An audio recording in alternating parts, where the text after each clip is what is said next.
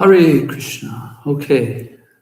Welcome, dear devotees, to our Radha-Kalachandji Srimad Bhagavatam. Today we're going to talk about Akrura, and specifically about how he teaches us a lesson in how we should treat devotees. So we'll get into that more. We're going to be reading from Canto 10, chapter 39, and we go from 32 to, let me check here just to make sure, 32 to 37, and we'll be focusing on verse 32. Before we start, let's sing some Jaya Radha Madhava. Jaya Radha Madhava Kunja Bihari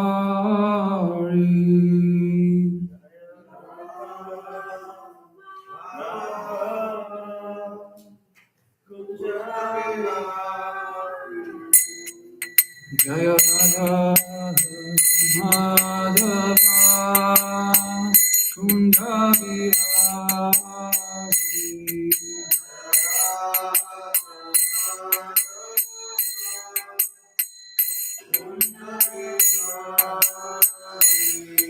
Jaya Gopi Janavallabha Girivardhari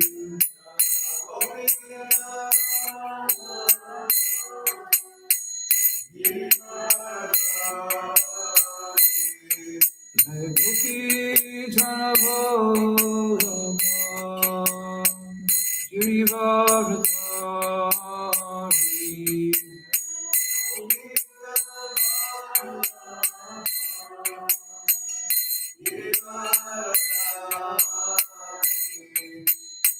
Yashodhanandana Vrajajana Ranjana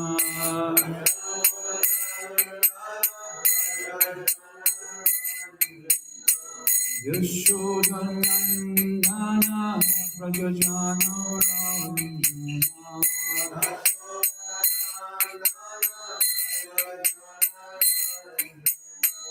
Yamuna Tira Bhanachari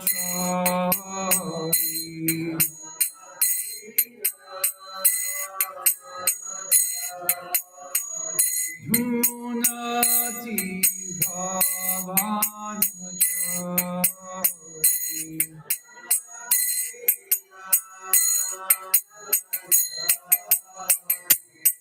Jaya Radha Madhava Kunja Bihari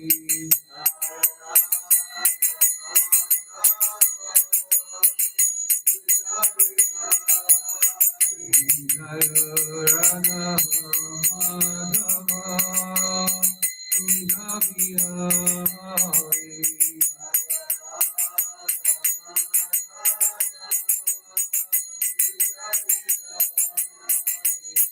Jaya Gopi Janavallabha Girivardhari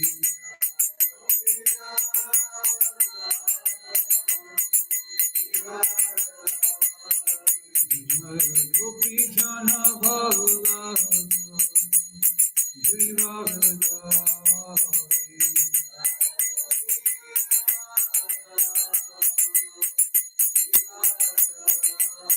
Yashodhanandana Vrajajana Ranjana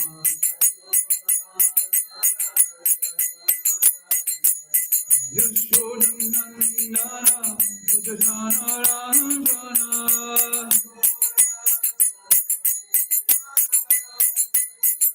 Yamuna Tira Bhanachari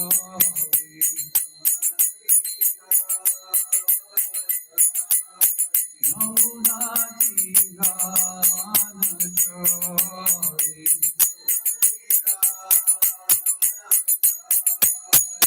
Jaya Radha Madhava Kunja Bihari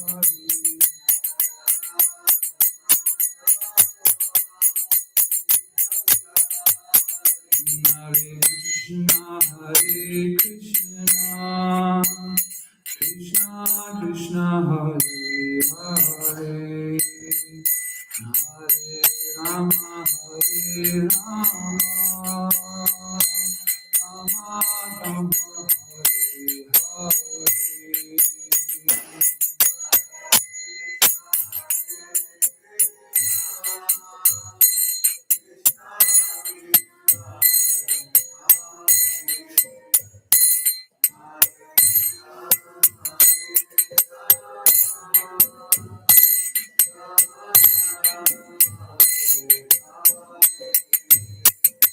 Hare Krishna, Hare Krishna, Krishna Krishna,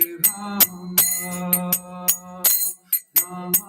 Hare Rama, Hare Rama, Rama Rama, Hare Hare, Hare Hare Krishna, Hare Krishna, Krishna Krishna, Hare Hare, Hare Rama, Hare Rama, Rama Rama, Hare Hare.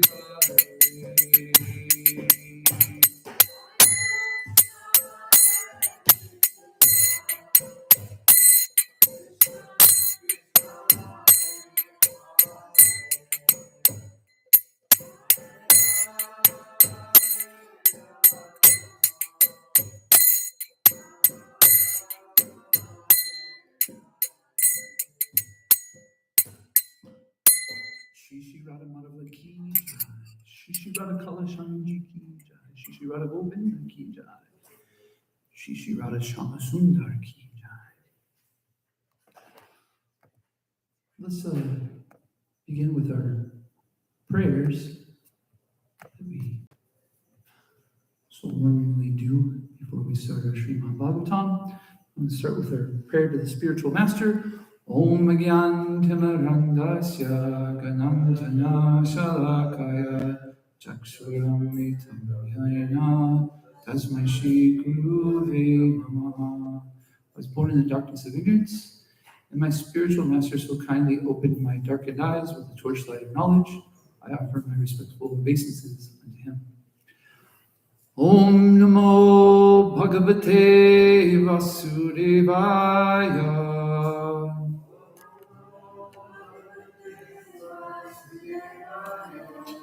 Om Namo Bhagavate Vasudevaya.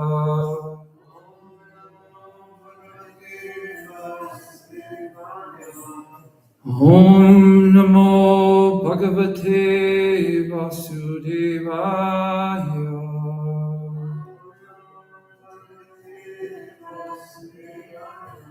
Narayanam Namaskritya Naram Chaiva Narottamam Devyam Sarasvatim Vyasam Tato Janam Udirayat.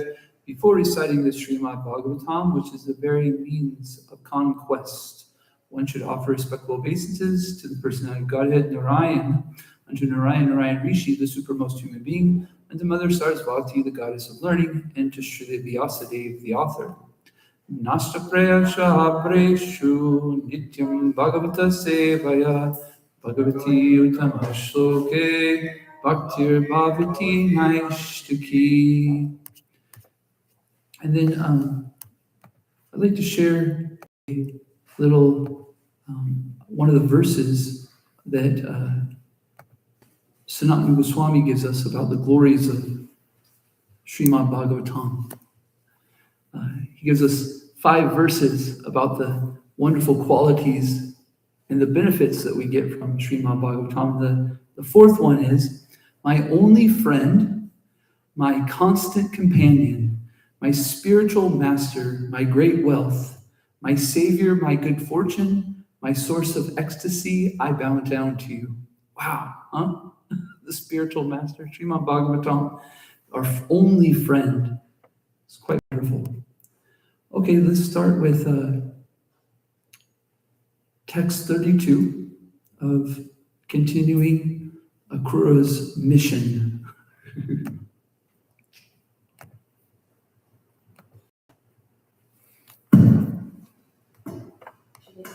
32 is going to be our focus verse, so let's just go to the translation and continue to go through 37.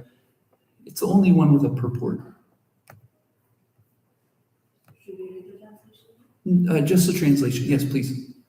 But even as the gopis cried out in this way, Akrura, having a at sunrise, performed his morning worship, and other duties began to drag the chariot.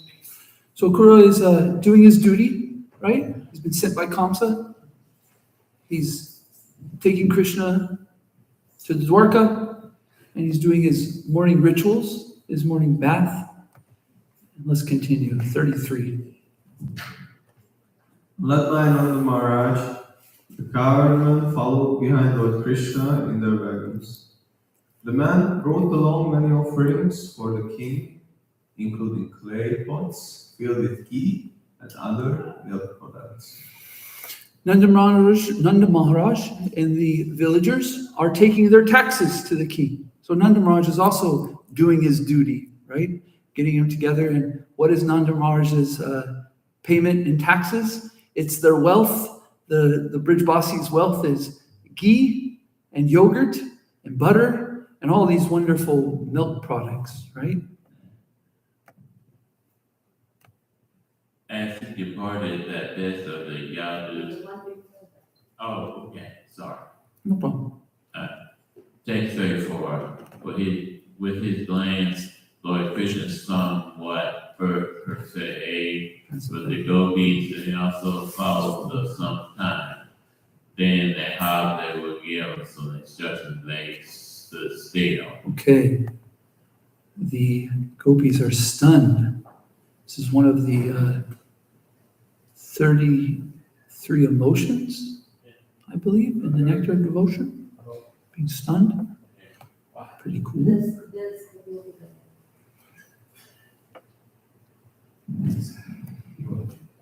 Which one? 35.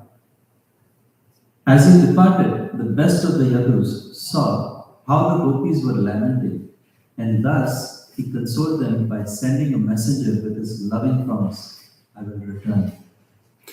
Notice that Krishna is noticing the devotees and how this is affecting them. He sees the gopis are quite distressed. 36, please. Sending their minds after Krishna, the gopis stood as motionless as figures in a painting.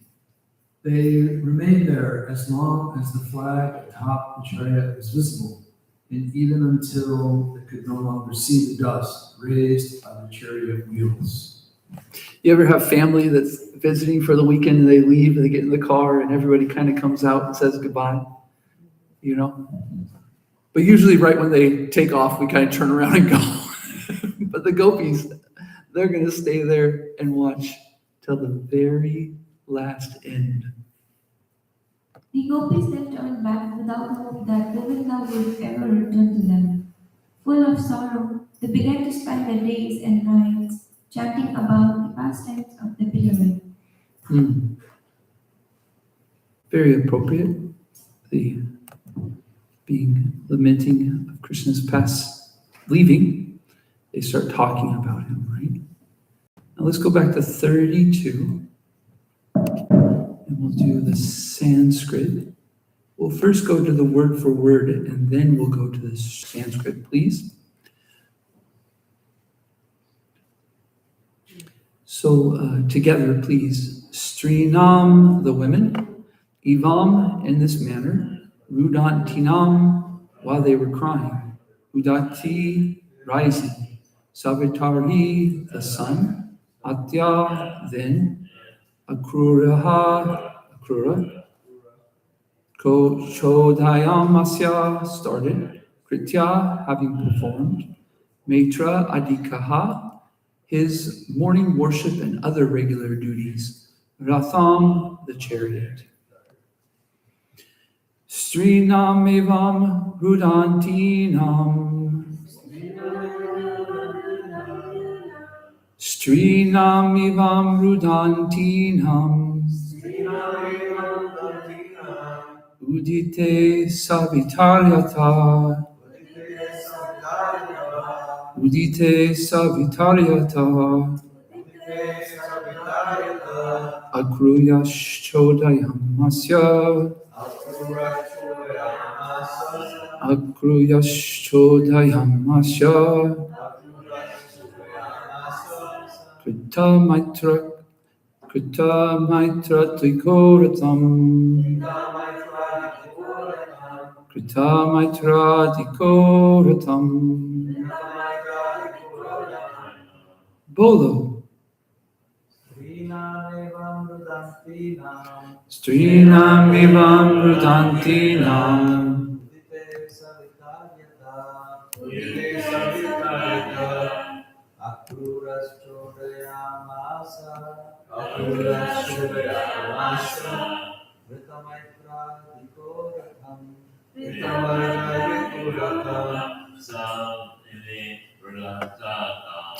Strinam evam rudantinam.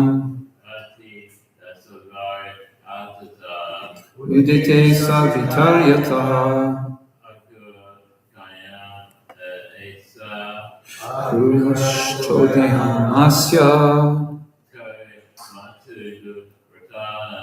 Krita maitra tikoratam. Strinam evam rudantinam.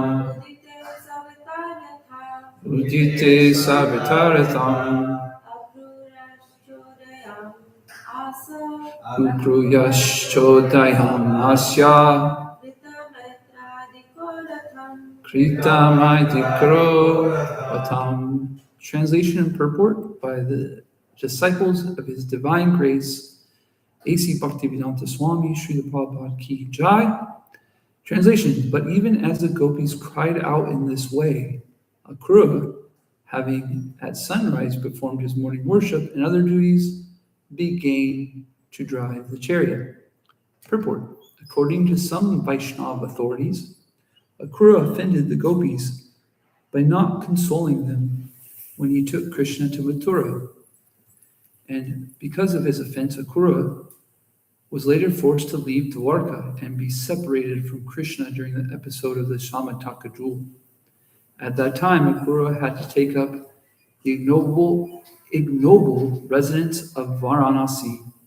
Apparently, Mother Yashoda and the other residents of Vrindavan were not crying like the gopis, for they sincerely believed Krishna would be coming back within a few days.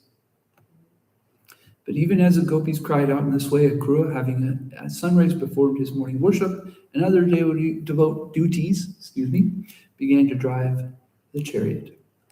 So there's this wonderful podcast called Wisdom of the Sages, an amazing service that these devotees are doing. They're doing Srimad Bhagavatam, reaching so many different people and different people, and it's a very popular podcast. And in that podcast, they talk about something called Krishna miracles.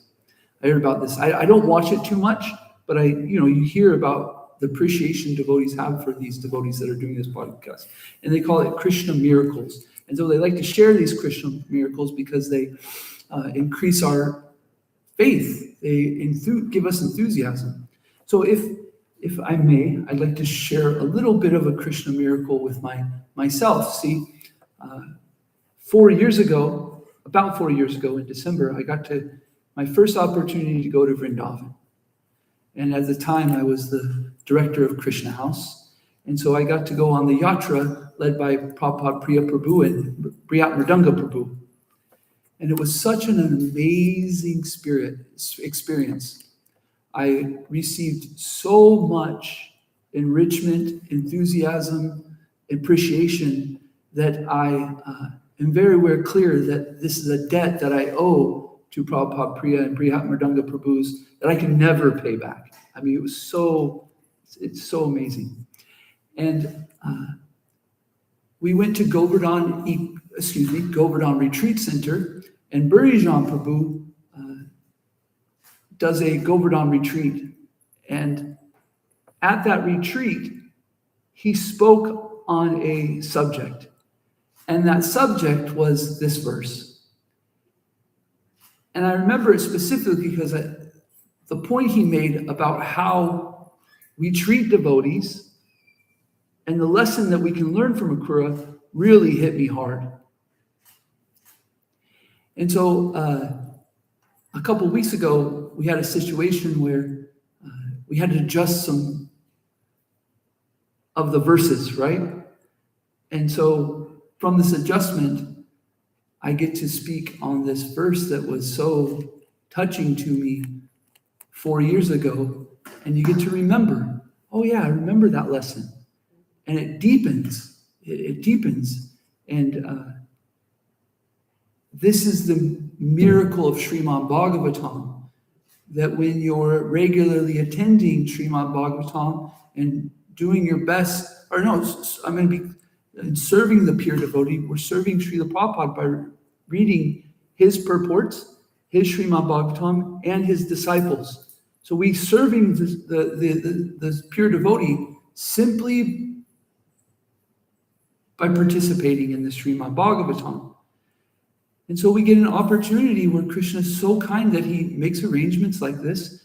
And although it might not be very strong to the people that are you're talking or explaining it to, inside yourself it's just so amazing. Like for instance, Prabhupada Priya Prabhu was talking about her daughter's marriage. And this is how Krishna starts to work in our life. It's so amazing. Not only this, but the lesson that we're going to talk about has been coming up in my life. And that lesson is that Akrura was doing his duty. And doing our duty, sometimes it causes conflict, tension, hard feelings amongst others. For instance, you mothers and fathers out here might know when you're doing your motherly or fatherly duty for your children, they might get a little bit upset. You have to sometimes direct them in a way that doesn't make them so happy. You may have a situation where you have a boss or some authority that tells you how to do things, and carrying out that instruction, you might cause some hard feelings amongst others. Have you ever had this situation at the workplace? I was just fine. Nara's laughing. Yes, right? And so you have this situation, this is kind of like Akrura's situation in a sense. He's got his boss, Kamsa, and he's just doing his duty, right? I'm doing what my boss said. And, the gopis are quite upset with him about this. We might also have a situation where we're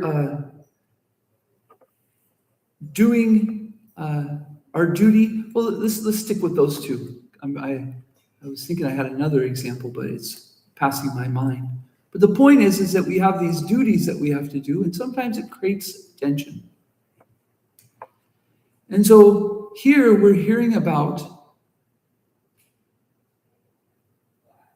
one of the offenses that Akrura does. And we actually get a hint of this offense because Krishna, recognizing the devotees and the suffering that they're going through, he does something by example to show our compassion towards the devotees, or the compassion towards others who might get disturbed, frustrated, offended, or upset by us simply doing our duty. Krishna consoles the gopis by sending them a letter. So last week, or a couple weeks ago, I got to speak about Akrura and his going to Vrindavan to see Krishna and about his remembrance. And that we're all on an adventure like Akrura to go back home, back to Godhead, where we can always see Krishna and his pastimes. And here we get to speak about the things on that adventure that can stop us from getting there. And that's the offense to the devotees. We have to be very careful about this. We're actually in a situation right now, just coming in contact with Srimad Bhagavatam and Srila Prabhupada, the pure devotee, and the devotees, that if we just stick with it, it's a guaranteed destination back home, back to Godhead, except for one thing. If we offend devotees. That's the roadblock. Turn around, do a U-turn, go back home, to not back to Godhead, back to Hoghead. And so I'll like to explain that, suggest that there's 3 ways that we can work on how this situation comes up, where we're doing our duty, we're doing our work, and people become offended. I really struck by this also in the sense of a Krishna miracle, because I'll explain a situation that I had where this, is relevant. Just yesterday, I was doing Darshan Arti, doing my priestly services, and one thing we do at Darshan Arti is we take the prasadam back and we clean the dishes. And there's a rule that nobody's to take prasadam until Krishna and the deities' plates are cleaned, dried, and put back, right? And myself, there's certain times where I get really black and white in the sense of rules are rules. There's times I like to mess with the gray area, you could say, but my Guru Maharaj says when we step onto the altar, we're actually going to Satya Yuga, where our,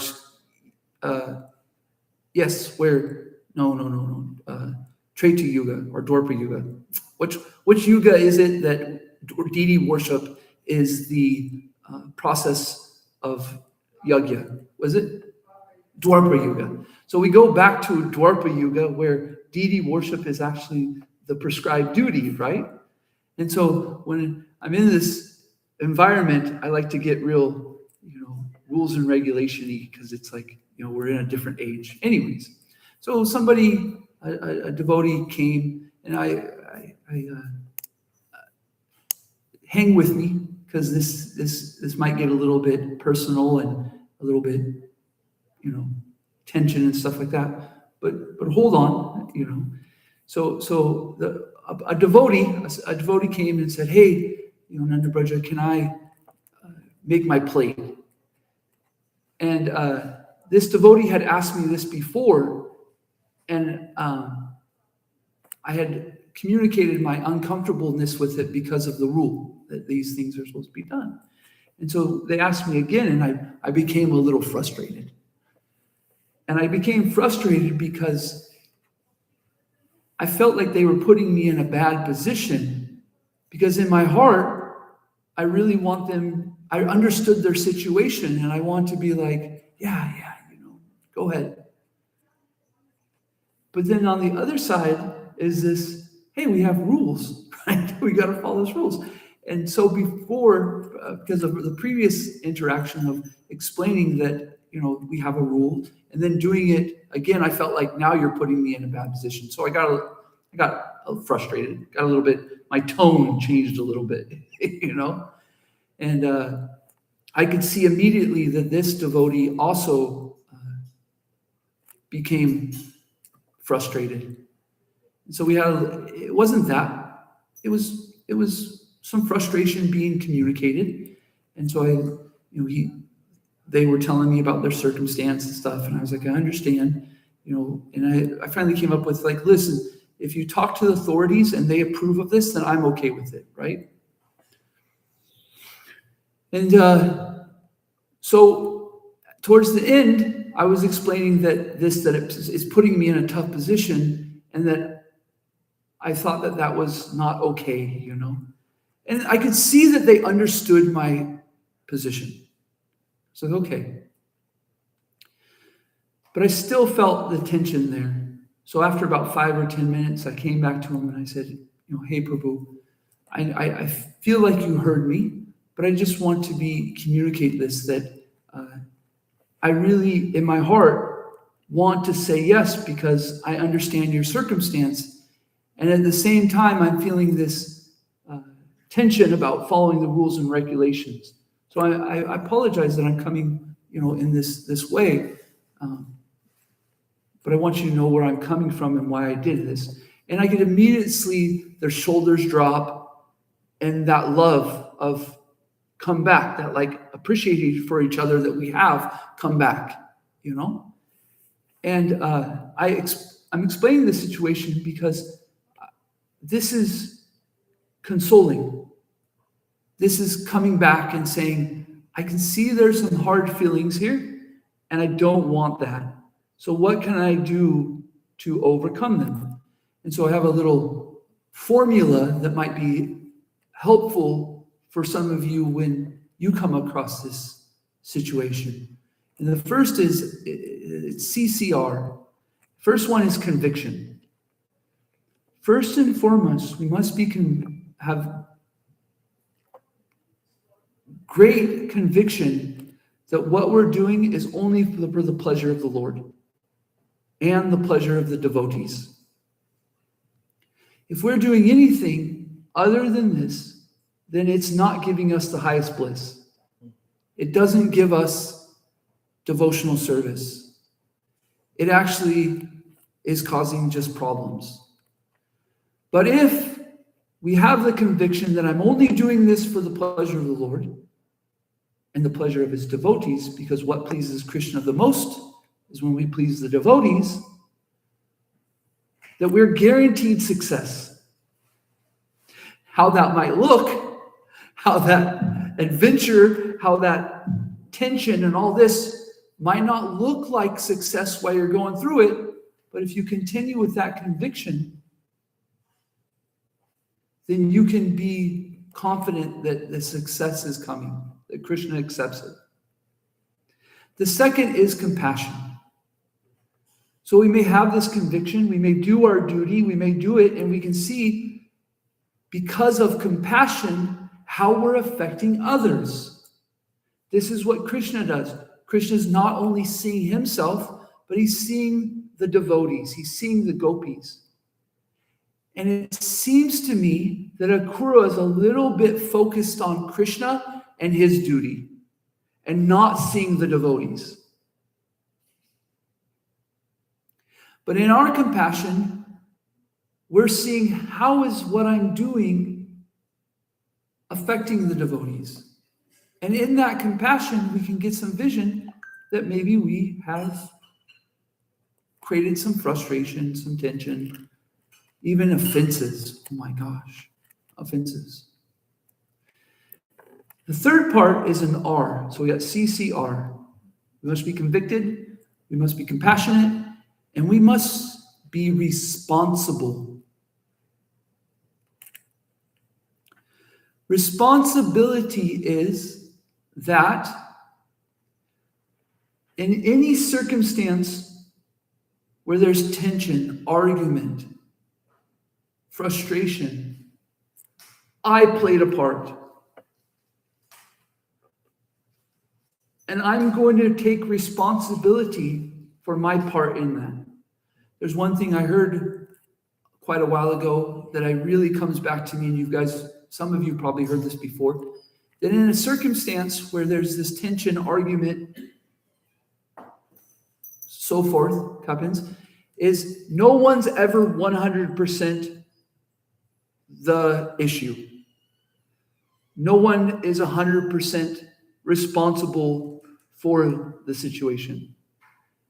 However, even if we're just 3% responsible for the situation, we're going to take 100% responsibility for that 3%. We're going to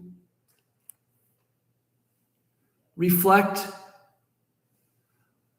Vaisheshika Prabhu says something so wonderful that I think we can all live by, is a willingness to be corrected. I may have made some mistakes. I obviously made some mistakes, or could at least progress or do something better. What is that? And we can start to, it doesn't matter if it's 3%, 15%. Don't get tripped up on a percentage. Some people might be like, 3%. What if I'm 50%? It doesn't matter so much. The point is taking the responsibility for whatever your part is in the situation. So when we take responsibility, then we can start to plan about how we might do better the next time, or how we can console the devotee. For instance, have you ever had somebody come to you and apologize and say, hey, I'm really sorry. I hope you forgive me. And then they just move on? Yeah. Matter of fact, I had a situation not too long ago where somebody said, Prabhu, I owe you 1,000 apologies, and here's one, Hare Krishna. And I was like, what the heck? Apology for what? Trust me, I had a laundry list of they could have been apologizing for. I'm being facetious. But the false ego likes to take a list of things, of offenses we've got.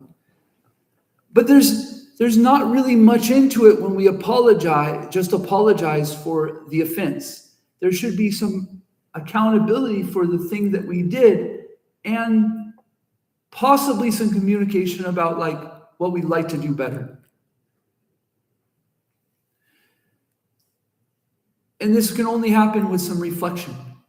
There's in the 12 steps of Alcoholics Anonymous or Narcotics Anonymous, they have a step that says, I'm willing to make amends.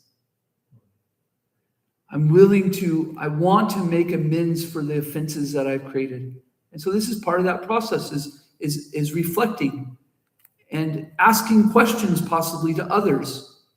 For instance, I had a situation that happened where I offended somebody, and a devotee messaged me and let me know, and I kind of talked to them about it, and I got some insight from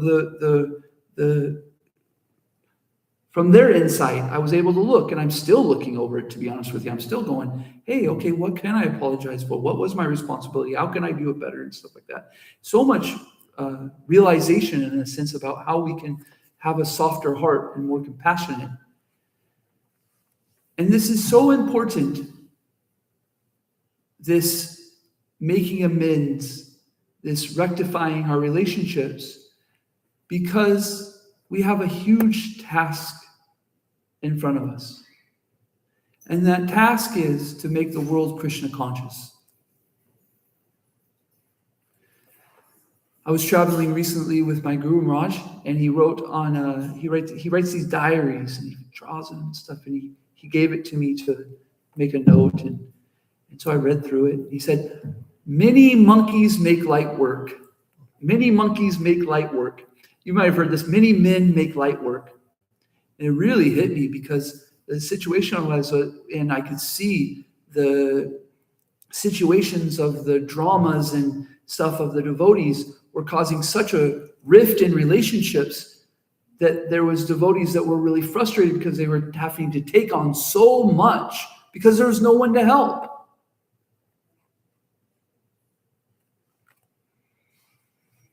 And so if we aren't willing to make amends, if we're not willing to console, if we're not willing to tighten relationships up even after tension, then what happens is the tension builds and builds and builds and builds, and stuff start to crack. We get big fights, big situations, even to the point where people say, I no longer even want to go to the temple. I no longer even want to be in this situation. And then it's very difficult because we want to spread Krishna consciousness all over the world, but we're not even taking care of the people that are here.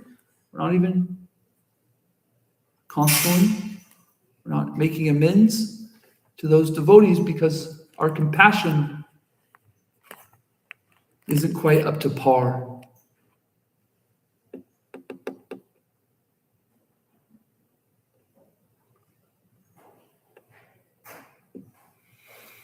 So do you have a situation in your life where you need to do a duty?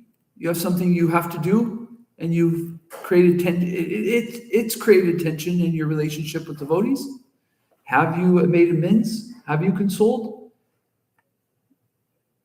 Have you introspected about how you might do better the next time? Some people might say, Nanda Braja, these are all tools you're talking about that are all about like mindset and, these different things that life coaches talk about nowadays. You can hear there's a lot of people that talk about that. But as devotees, all we're looking to do is use any and every tool we can to please Krishna and please his devotees. So are these not good tools? Are these not have value that we can have better relationships and come together so we can have many monkeys to build the bridge from Lanka to, I slipped my mind, Lanka to, help me. They're building it to Lanka. To Lanka, thank you. So we can build the bridge to Lanka? Can you imagine if it was just one little ant that was building the bridge to Lanka? There's so many devotees. So I'll stop there. It's 8:19.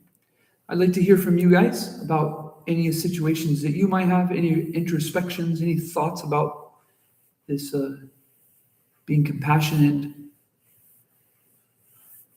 being responsible. I can't even remember my first C at the moment, but that's okay. Sam, please, if you'd be so kind, to keep the comment to what we're talking about. Thank you. Okay. And no, When the other No. Yeah. The Lord of Dharma. Lord Dhamma. So I'm just gonna talk about Krishna. Can Krishna be my son? Sam, that's an excellent question and something I'm so appreciative of because I like to think about these things about our relationship with Krishna. However, at this moment, maybe we can talk about that after class or after the situation because I really want to keep the discussion on the point of where you're coming from. Or I'm possibly missing how you're connecting Krishna being your son with this class. That's a possibility too. Mm-hmm. Is it something we can talk about after class? We might, yeah. Okay. Thank you, Sam.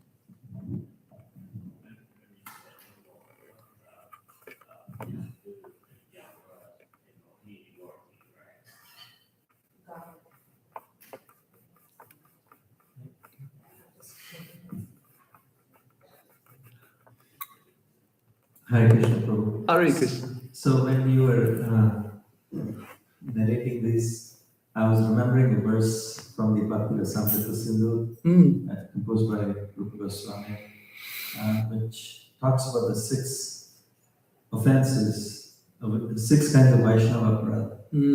And the last one there, Antinindati Vaidveshti Vaishnavanam Navinandati Krutyate Yate Darshane Padnani Sar. So even if you are unhappy by when you look upon a Vaishnava, it's considered as a Vaishnava.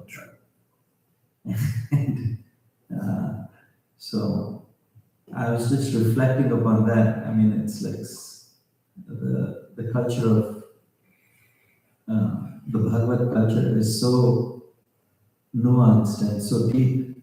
Like it accounts for all different varieties of sentiments. So even if you're not happy by looking upon a Vaishnava,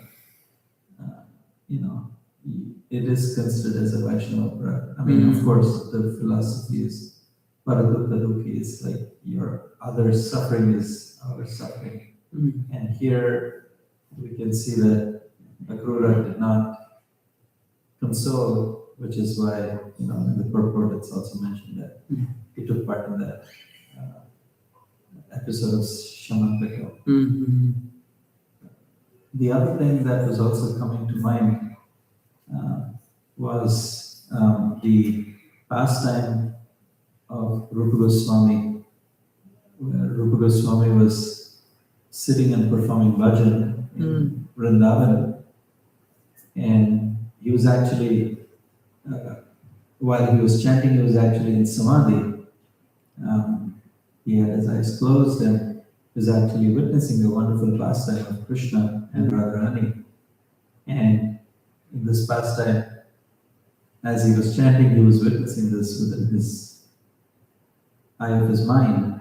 And Krishna stood on top of a branch and he gently pushed the branch down because Radharani was stretching up to try to get the flowers or fruits from the branch so that she can offer it to Krishna. And in the moment she caught the branch, Krishna let go of the branch. And because Srimati Radharani is so light, she immediately along with the branch. And then Krishna's like, no, wait, let me come and help you. So Krishna was, playing this prank, and Rupa Goswami is witnessing this, and as he was chanting, he started laughing, looking at this. And then just at that time, there was another person who was lame, and he couldn't walk properly. And he thought that Rupa Goswami was laughing at him, even though he wasn't. And just because he thought that way, the pastime immediately stopped manifesting within his mind. And Rupa Goswami was like kind of taken aback. And then he tried again and again, but he wasn't able to chant. And then, so he wasn't able to remember, and he wasn't able to go deep into his chanting. And then he consulted his brother, elder brother, Sanatana Goswami, and Sanatana Goswami said, perhaps there could have been some kind of a Vaishnava Parad. So they invited all the sadhus of Vrindavan for a feast, and everyone came except this one man. And then they realized that it could have been him, and then they later go and console him personally. And then they explained the situation. Rupa Goswami, request for his forgiveness, and then immediately after that happens, Rupa Goswami is again able to go deep into his meditation, into his bhajan. So the point here is, even though sometimes we don't intend to commit, to hurt someone, but the other person, we don't know how they will react, and even sometimes that can also impact our bhajan service. It's like we have to be very, very careful. So I was just, as you were narrating this, these two points were coming in mind. I just wanted to share. Very nice. I was thinking too, it's interesting that Akrura goes to Yamuna and bathes, and is free from all kinds of sins and stuff like that. However, that can never free us from an offense, right? So he still has to go through the Shamataka jewel situation, even though he's doing these rituals and stuff that are, right? Offenses is just such a different category, an amazing category that in the material world, you never even hear about this, right? What offending people's devotees, right? Thank you so much, Rupa Goswami Ki Jai. Sorry? Yeah, we did. Because at the end, he's talking about Mother Yashoda, about how she wasn't upset because she thought that kids were coming back. And how Akrura, I was talking about previous acharyas, give us insight of Akrura's not counseling. Yes, anyways, we read the purport. We can read it again, though. Maybe I'm being offensive. Start tiptoeing. Every devotee is like, oh my gosh.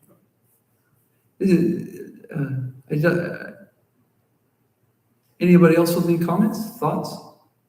Hi Krishna Prabhu, I had like one maybe technical question. So as I was reading through these verses, to me, I feel like it seems like the gopis didn't approach Krishna's chariot. They were wanting to, and they were at a distance following, and then they stopped. And then Krishna was pacifying them through his glances, and then sent the note. But I mean, I guess all this time I had this visualization of, we've seen paintings where the chariot is there, and the gopis are right there and expressing in different moods. So my understanding was that they had some time together before, Krishna actually pacified them, and then he left. But if I'm reading through these, it didn't seem like Krishna actually exchanged words directly before leaving. It was his glances, and they were at a distance, and then he just sent that note that I will return. Is that everybody's understanding? Does anybody remember seeing these pastimes where in the painting you see like Krishna is at the chariot and the gopis are right there? And they try to stop the horses. Yeah. It was painted. I just everybody said. There's also, I can't remember where I read it, maybe it was, I guess something or something. But there's one description of how before Krishna leaves, he actually goes and gets together with the gopis and they go into some secluded place and he sits with them and he explains the whole situation. Like he spends some time with them and he explains wow, I'm gonna have to leave, and this is why I have to leave, and I'm gonna find out about this because I really love you girls. And anyways, yeah, he sits down with them and he consoles them. This is the amazing pastime of the pure devotee with the Lord, is that they see these pastimes, these things that aren't being explained in Srimad Bhagavatam was originally 1 billion verses, and it's been brought down to 18,000. And a matter of fact, Srimad Bhagavatam is happening in every single universe. So all these pastimes have so many different flavors that are coming through. And we even hear about stories in the Bhagavatam, like, for instance, when we talk about Lord Brahma, there's sometimes where it's a little confusing. Are we talking about our Lord Brahma, or are we talking about that Lord Brahma? What Lord Brahma are we talking about? So we get a little bit of different flavors that are the different ways that the pastime goes through different cycles of the universe. It's pretty amazing that we're given sometimes the insights of things that we might not get to see on page, right? For instance, the Acharyas say that Akrura's offense was not consoling. This isn't in Srimad Bhagavatam. This is realization of the situation. And then realization also comes out in the sense of seeing the pastimes. One day, Tulsi Saki Prabhu, you will be meditating on Krishna's pastime and you'll see something that no Acharya has said in a book. You'll be like, wow, that was cool. And then your mind will go, is it real or not? Am I making stuff up? I'm just playing with you.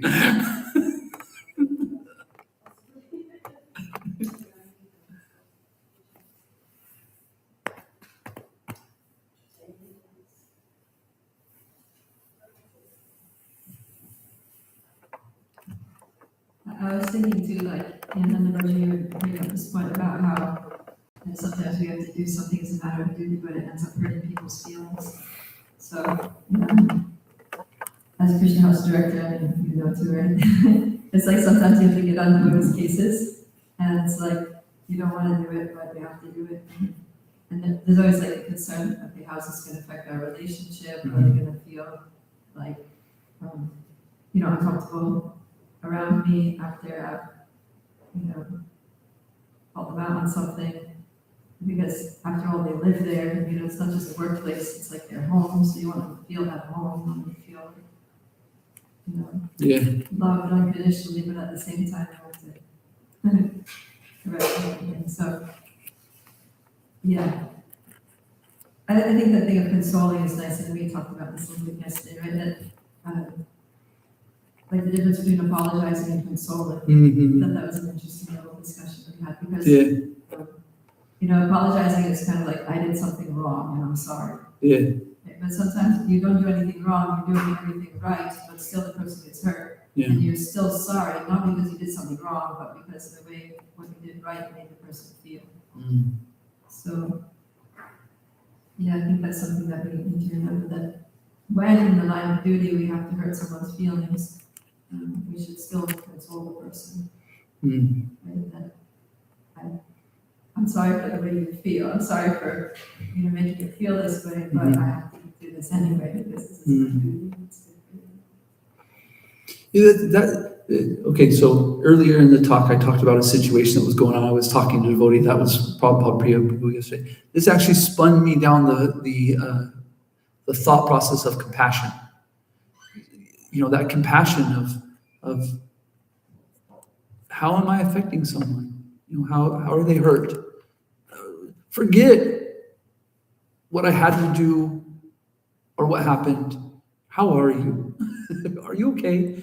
Really, I've thought about this before. Really, people want to just know that you love them, that you really care about them. And so it's almost like a game of like, hey, just to remind you, I still love you. I still care about you.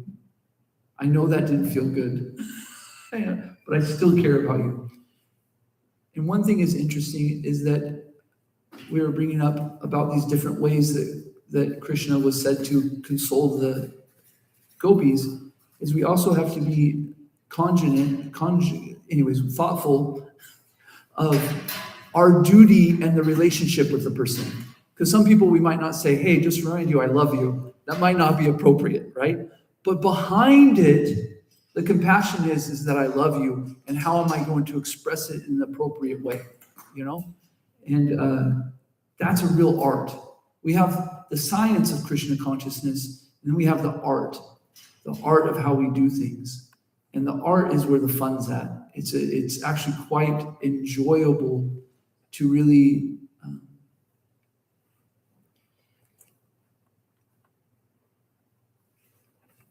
go through the process of understanding how we are affecting people and how we're progressing and how we treat each other. It's a camp for us about how we're going to act in the spiritual. Is there devotees in the spiritual that offend each other? That get mad at each other? Yes. Right? We have the two camps, Radharani and Chandravali, right? But it's all for Krishna's pleasure, and they have a lot of compassion for each other too at the same time. You can see the dealings. What do you think? Anybody? Trista? I was thinking on your point, I was hearing an explanation of the rasa dance in a Bhagavatam class sometime. It was explained that, of course, Radharani doesn't have pride. So when Krishna leaves her, it's not because he leaves her because she was too proud or something, but he wanted to make the other gopis feel compassionate for Radharani instead of feeling jealous. So when Krishna leaves her there, they all find it, because all the way leading up, they're like, oh, Krishna must be with this special gopi, and see how Krishna's picking flowers for her, and Krishna picks her up. And so it's kind of like an us and then her, you know? But then when they come and they see her in like this distraught position, it unifies them. It brings them together in like this compassionate mood. So like you were saying with these two camps, Krishna still wants all the devotees to feel this compassion for each other and to, you know, be unified. Now we're in a camp right now for that. Krishna's doing, because right, it's so bewildering sometimes. You're like, Krishna, what do you want from me? I'm doing my duty. You got this, you know. By the way, the last category I was mentioning that, you know, a parent talking to their children, and then your boss gives you a duty. My third category I was thinking about is when you are the boss, you are the manager or the authority, right? Like you were talking about Prabhupada Prabhu, that you were, you know, you're the director, and sometimes you have to do something. So sometimes you are the boss or the manager, and you got to do things that hurt feelings. You're like, Krishna, why are you putting me in this situation? But instead of questioning the situation, how about questioning how can I progress? How can I get more compassion? How can this situation be something that actually strengthens my relationship with this devotee? Wow, what can happen? And one thing I found, if I really pray to Krishna, okay, give me the opportunity to make amends, you'll be walking, and 2 days later, 3 days later, all of a sudden it just shows up right in front of you. Hey, this is the time to make those amends. But when that time comes in your heart, it goes, ugh, and it like freezes, and you walk away. Sometimes we do that, right? Like you saw it. You noticed it. You had the opportunity. Krishna was giving it to you on a silver platter, and you still turned away and walked away. We want to get to the point where that tension is okay. Krishna is creating tension for our betterment, our progress, and this is one way he's doing it. Yes. So we need many monkeys in ISKCON. And we don't want to, we want to do everything in our power to give enthusiasm to devotees, to encourage them to practice Krishna consciousness. There's a philosophy of ahimsa, non-violence. And non-violence is not getting in the way of somebody's progression towards the absolute truth. But above ahimsa is compassion. Because compassion brings ahimsa in it, but also propels you to do the activities that encourage people to come to Krishna, to work together, to do something for Srila Prabhupada. So if you find it valuable, go through your day today thinking about compassion and conviction and taking responsibility, CCR. Okay, thank you so much, devotees. I want to mention one thing because I have the mic. I'm sorry. I know that I've created tensions and relationships throughout our community here. So if I've offended anyone that's maybe hearing this, or maybe you don't even say it's an offense, but you know it was a tough situation, I beg you to please bring it up to me. And I know it's hard sometimes to bring things up to persons because we don't want to offend them bringing up how they offended us. But but it would be my greatest benefit that if you explain this to me, because I want to have a good relationship with every devotee, and I want to be able to see devotees and smile. And I really hope that if a devotee sees me, they also are happy to see me. I really don't want anybody, a devotee, to see me and go, oh my God, there's an Ananda. So it would be a great boon if you would please let me know. I would appreciate that. Srimad Bhagavatam Ki Jai. Srila Prabhupada Ki Jai. Vanchakalpatarubhyascha kripasindhubhyascha patitana pavanebhyo Vaishnavebhyo namo namaha. Antikoti Vaishnava Vrinda ki jai. Hare Krishna.